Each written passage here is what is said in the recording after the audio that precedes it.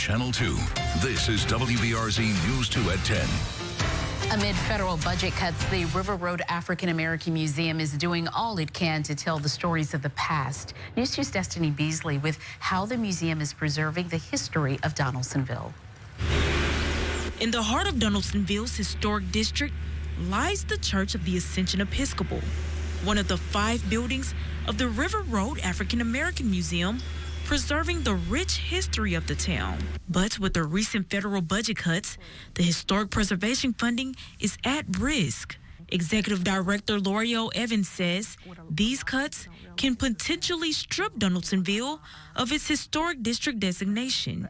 We clearly see the history that is here that needs to be preserved, the legacy that needs to be preserved, and the narration of those stories. Evans says most people do not know how deep the history is here. She says Donaldsonville served as a capital under Governor Henry S. Johnson, who founded the church that sits on the plantation land he once owned. She says this building displays the history of GU 272. Formerly enslaved Africans who were sold to Henry S. Johnson by the Jesuit priests in Maryland in order to create Georgetown University. Mary, 1.5.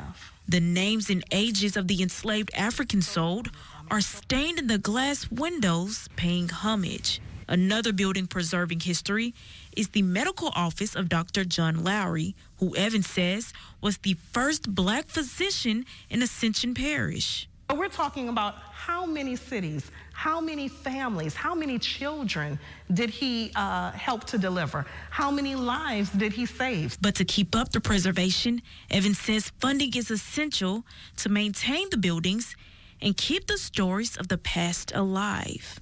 You're pulling whatever monies that we designate in terms of preserving United States history.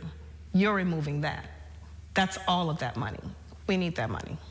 In Donaldsonville, Destiny Beasley, WBRZ News 2.